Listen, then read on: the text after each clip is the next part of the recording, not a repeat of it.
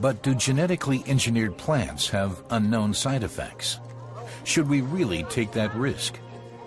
The island of Bohol, a province in the central part of the Philippines, doesn't want to take the risk.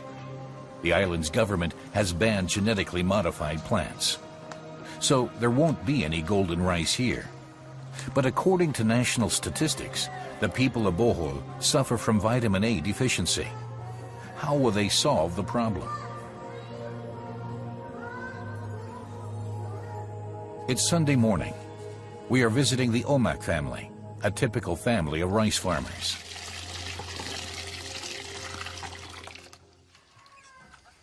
Cooking rice is one of the first things they do every day.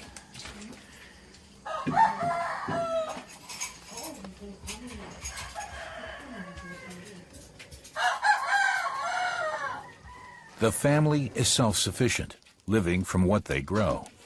They have little opportunity to make any money to buy food in a store. They have to depend on what nature provides. Daughter Rachel breaks off a few twigs from a malunggay tree. Its leaves are especially rich in vitamins and minerals, including provitamin A. And a few blades of lemongrass for taste.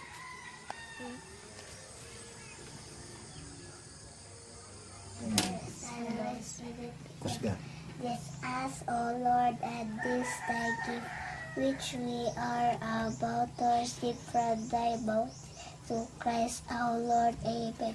For the Son and the Spirit. The family usually eats red rice. It's more nutritious than the white kind, we are told. Along with the rice, there's a little fish and a side of malunggay leaves from the family garden. Dili po permanente ang buntag rice na sudaan po mga inamo siya na kinagbara po lagi pinubre ba. Meat is rare. Once in a while there's an egg. Depends on what their modest farm can produce. Fruits provide important nutrients: coconut, mango, bananas. This one.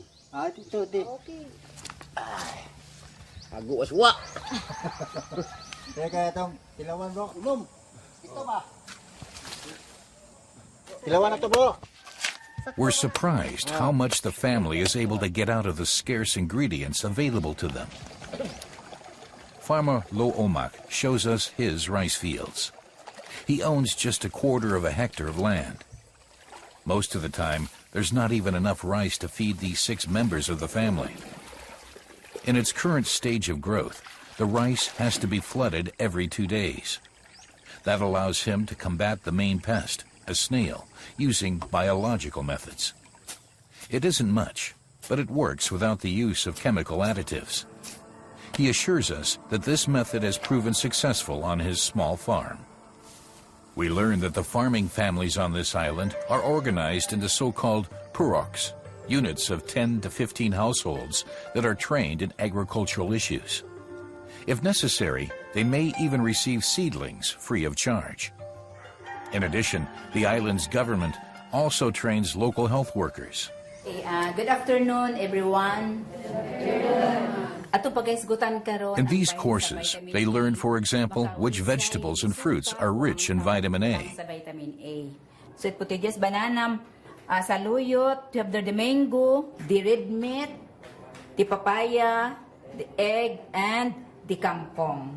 So we take advantage of the opportunity to ask whether there are currently cases of vitamin A deficiency on the island. Kung dili ma-corrected ang vitamin A deficiency. There was no reported cases. Not one? No. Yes. When was the last reported case? I have seen before, the last time I saw was in 1986. That was a betot spot condition of the child. This is an amazing claim.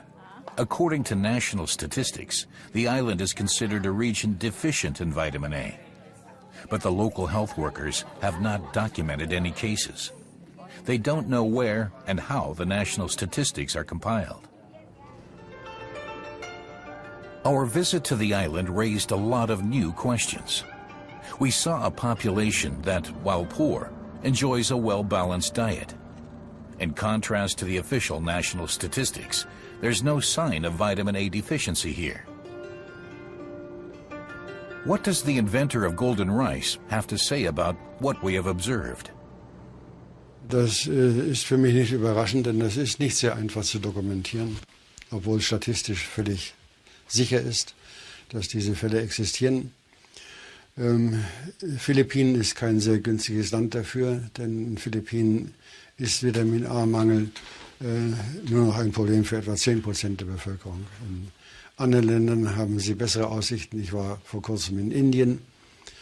Ich war für nicht einmal eine halbe Stunde in einem Dorf einer traditionellen Landbevölkerung und habe 2 solche Fälle gesehen. Und also diese Fälle existieren schon. Man muss nur in der richtigen Bevölkerungsschichten danach suchen. Although vitamin A deficiency is said to be more prevalent in India, the miracle rice is planned for introduction in the Philippines first. We contacted innumerable organizations and authorities charged with documenting vitamin A deficiency, without success. We would like to have spoken with the national authorities. Again, no success. Instead, they sent us an email referring us to another office. Once again, we were perplexed. They were referring us to an office we had already tried to contact, namely the National Rice Research Institute, PhilRice. In other words, to the same people who are working with the Erie to bring golden rice to market as quickly as possible. And suddenly, doors begin opening. Hello. We have an appointment with... We have an appointment with Antonio. Yes. Okay, thank you.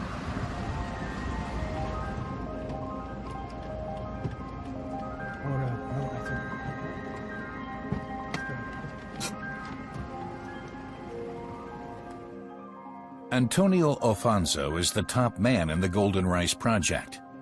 We asked him why we weren't allowed to film the golden rice harvest. What was wrong with us? Well, yes, we receive your request, and our communications team evaluated it. Actually, we did start with the process of requesting. Then in the end, the project decided it's not the right thing. It's not the proper time to do it. And for what reason, I cannot tell you that. We got all the same some golden rice. Where did you get this? That's a secret. I'm sure it did not come from the Philippines because the Philippines... Is this really golden rice? You don't believe it? I don't believe it because there's no way for somebody like you in the media to be holding things like this because our policies, it's very clear in the Philippines. Access to golden rice should only be limited to authorized personnel, and I'm not sure you don't have the authorization to have access to golden rice. So Well, can you explain what's going on with a golden rice after you harvest? The next step would be to compile all those regulatory data.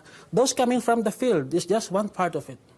There will be data coming from the lab, protein analysis, compositional analysis, all these things. All those will form part of that regulatory set of data that will be submitted to the regulator, and that's the Department of Agriculture, Bureau of Plant Industry. So based on those data, they will make an evaluation. Is golden rice safe? Does it meet the basic biosafety requirements? When will Philippine people eat golden rice?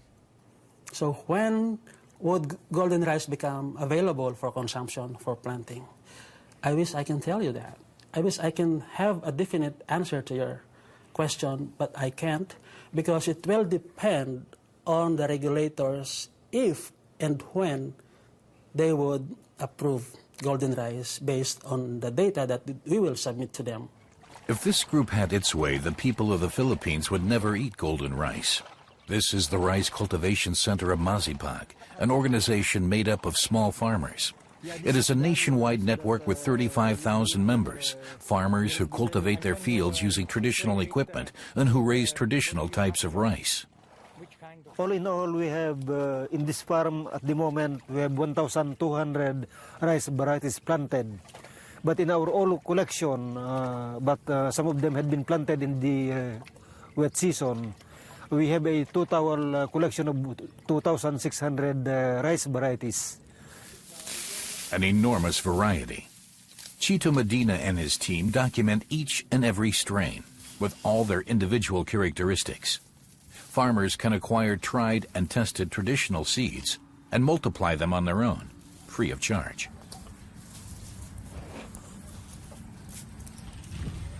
Chito Medina takes us to the treasury of the organization. This is a presentation of our total collection of rice varieties, both traditional on this side and Masipag rice on the other side. All of these are important to maintain because most of them are adapted to different environmental conditions as adaptation of farmers to climate change and other extreme events. So for farmers to survive and in order to live, in order to have something to eat, they need to have these diverse varieties. In addition, having these seeds into the hands of the farmers is central towards rural development and farming, because at this time that seeds are being patented and needed to be bought by users, at least resource-poor farmers, peasants, have seeds in their own hand for them to do agriculture and for them to survive. Golden rice is not essential for survival, he believes. The specialist in different strains of rice insists we take one more rice sample from his own collection and give it a try. Who in this country really wants the golden miracle rice? The government? The researchers? The International Rice Research Institute, IRRI? Ultimately, even the IRRI opened its doors to us after all. The reason for this change of heart remains a mystery. They even offered to show us real golden rice growing in Philippine soil. It wasn't outdoors in an open field, as originally agreed, but at a heavily guarded experimental field at the organization's headquarters.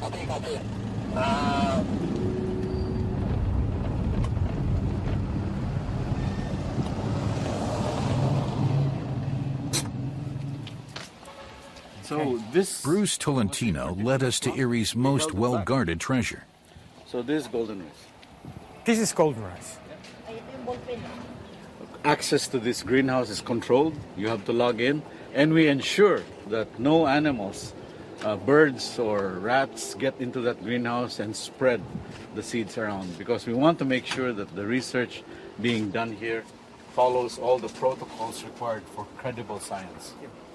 So, sir, this is the remaining plants. Actually, this plant is ready. Golden rice growing in a hermetically sealed greenhouse.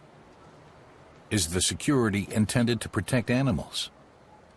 What would happen if birds started eating these beta-carotene grains? Only yellow grains. The answer to this question has yet to be investigated. Erie demonstrates how the genetically modified plants are harvested, one by one. Okay. Well, these varieties are being planted, and we are testing a range of varieties to find out which of the varieties can yield the greatest level of beta-carotene. And we try to improve the varieties each step of the way.